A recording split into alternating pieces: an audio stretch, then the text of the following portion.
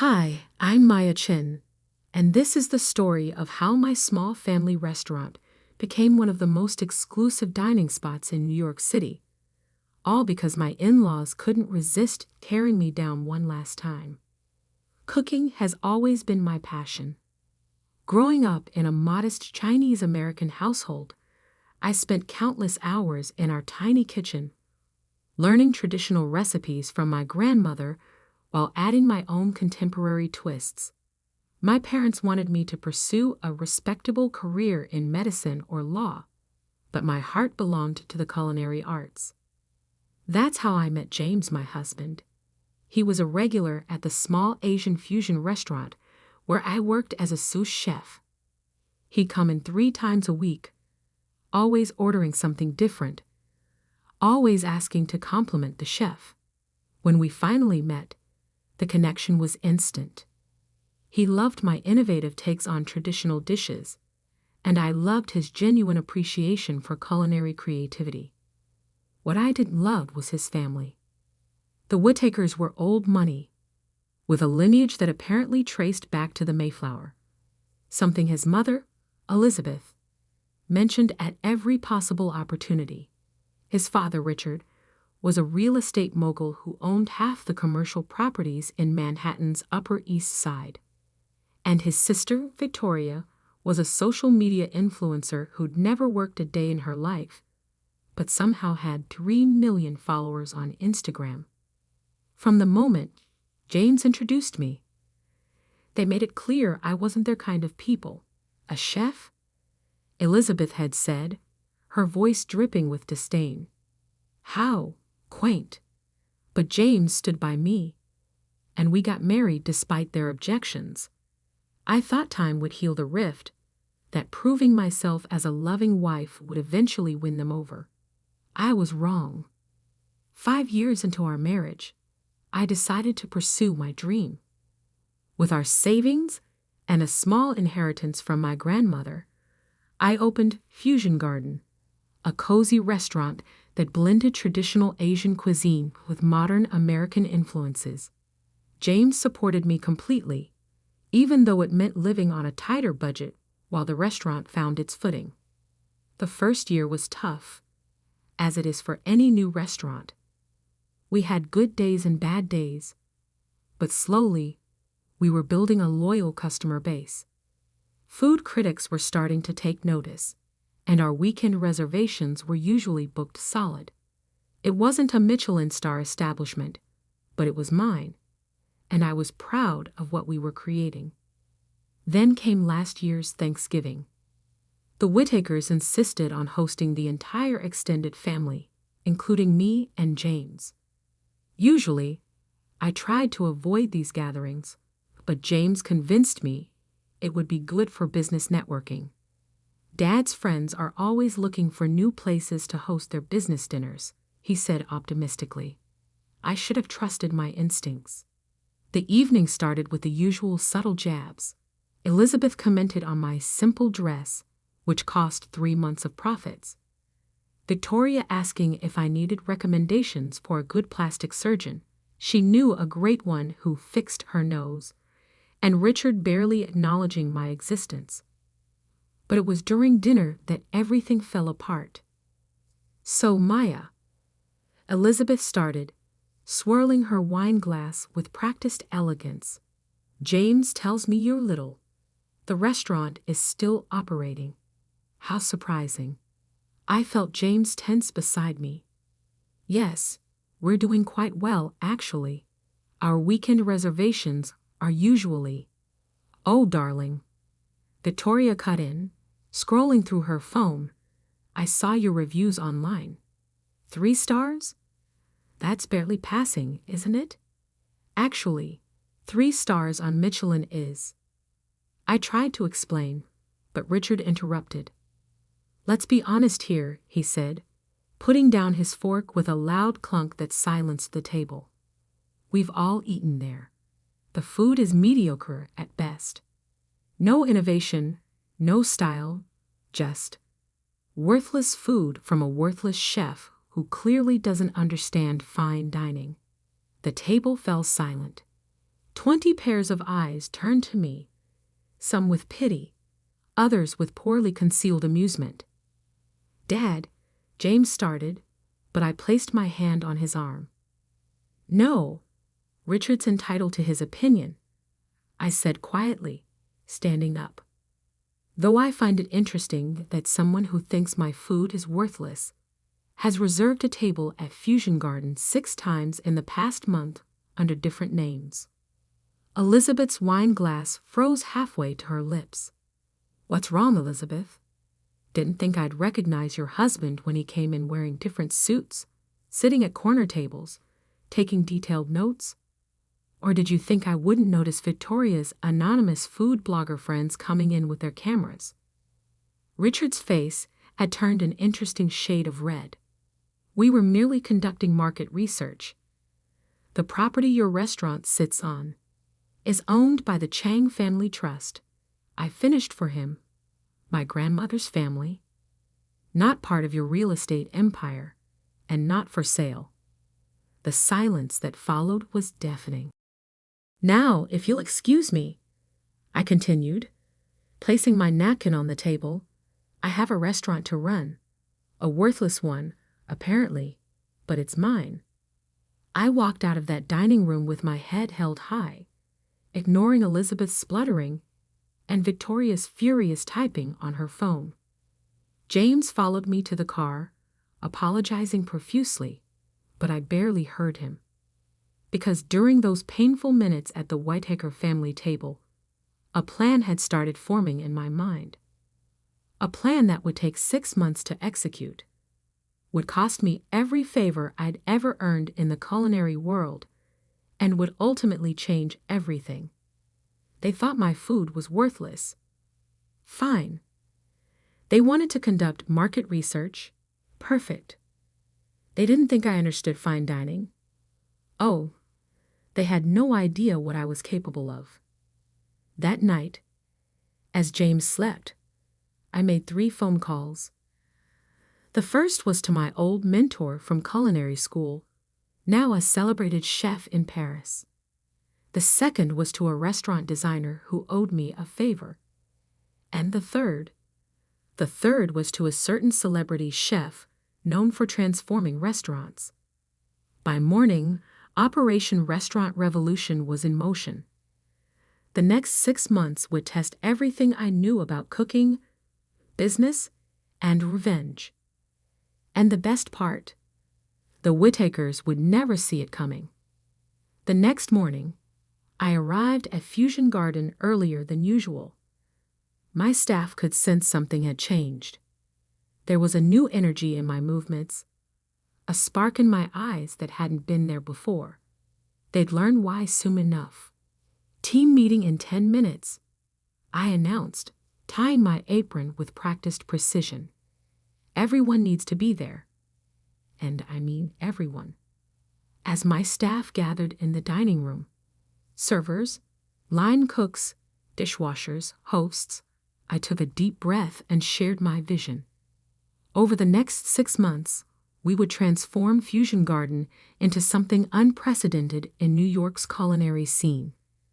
But I needed their complete dedication and discretion. "What I'm proposing will be the hardest work you've ever done," I told them frankly. "Double shifts, late nights, endless practice.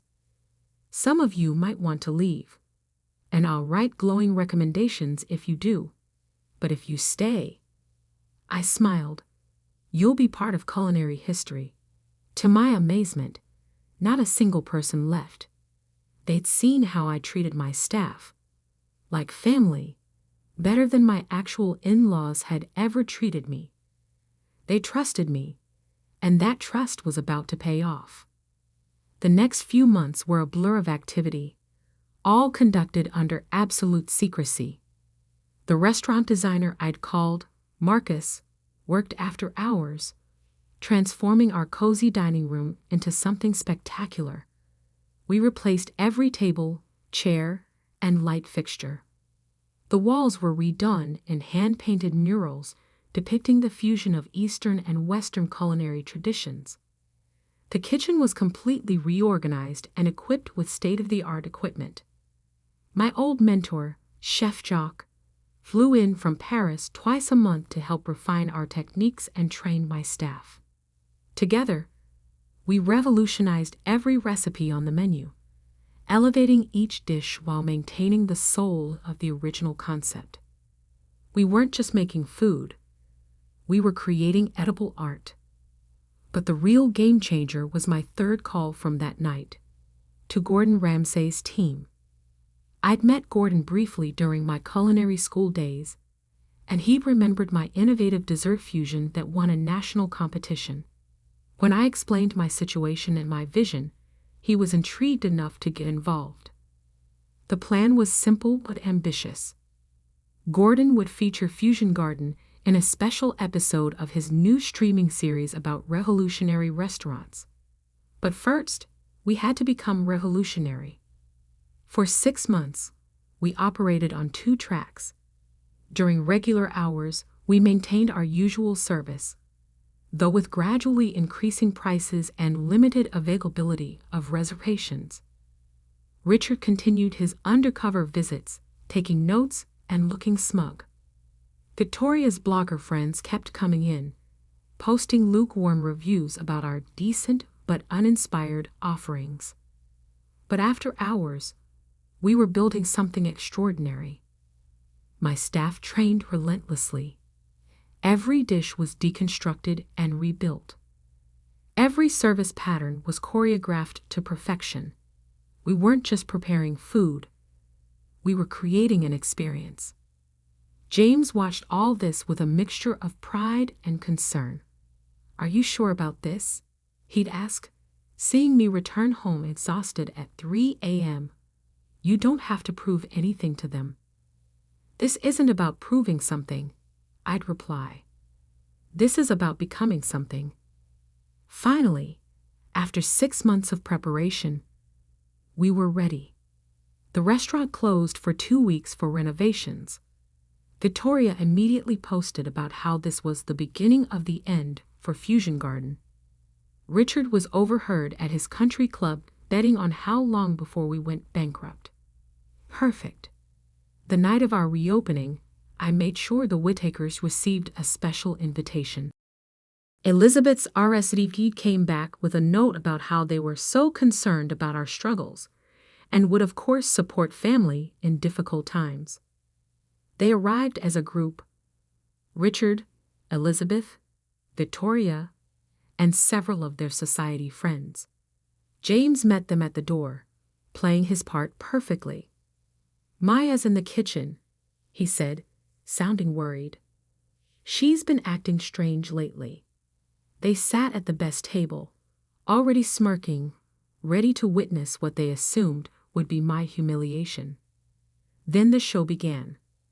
The new Fusion Garden was unlike anything they'd ever seen. Each dish was a theatrical presentation of flavor and technique. Dim sum that levitated on magnetic plates. Soup served in hand-blown glass spheres that dissolved when touched. Traditional Chinese dishes deconstructed and rebuilt with molecular gastronomy techniques. And in the middle of service, right on cue, Gordon Ramsay walked into the kitchen. The dining room went silent as he emerged a few minutes later, sampling dishes, nodding approvingly. Camera crews captured everything, including the Whittakers' increasingly pale faces. "This," Gordon announced to the cameras, "is the future of fusion cuisine. Chef Maya has created something extraordinary here. Michelin should be calling any day now." Elizabeth's wine glass slipped from her fingers, shattering on the floor. Victoria's phone livestream suddenly went quiet. Richard's face had turned that interesting shade of red again. Then I emerged from the kitchen, no longer in chef's whites, but in a designer dress, followed by some of the most renowned food critics in New York. They'd all been there incognito, scattered throughout the dining room. "The property offers are no longer necessary, Richard," I said quietly, stopping at their table. "Fusion Garden isn't for sale. In fact, we're expanding. That empty building next door, the one you've been trying to buy for years. I closed on it this morning. We're opening a culinary school. You can't. Richard sputtered. Oh, and Elizabeth? I continued. Those reservations you've been trying to make under different names. We're booked solid for the next year. But don't worry, I've saved a permanent table for my family. I smiled sweetly. Right next to the kitchen, where you can smell everything, but taste like anything. The episode aired 3 months later. Fusion Garden became the hottest reservation in New York overnight. We earned our first Michelin star within 6 months, with rumors of a second on the way. The culinary school opened, focusing on fusion cuisine and innovative techniques. The Whittakers? They still come in sometimes, sitting at their assigned table by the kitchen, watching as I live my dream. Victoria's followers love her posts about her talented sister-in-law. Elizabeth brags at her social clubs about how she always saw my potential. Richard even offered to invest in my next venture. I declined, of course.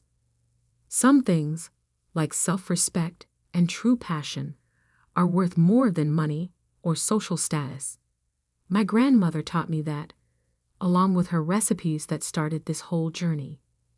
James and I are expecting our first child now. Yesterday, I felt the baby kick while I was developing a new dessert menu. I placed my hand on my belly and whispered, "Remember this, little one. Success isn't about proving others wrong. It's about proving yourself right." The kitchen timer dings, and I have to go. There's a new fusion dish I'm working on, combining my grandmother's secret Chiao Long Bao recipe with a French soufflé technique. The critics will love it. But more importantly, I love it. And in the end, that's what makes anything truly worthless or priceless, not what others say about it, but what you know it's worth. As I head back to my kitchen, I pass the Whittakers' table.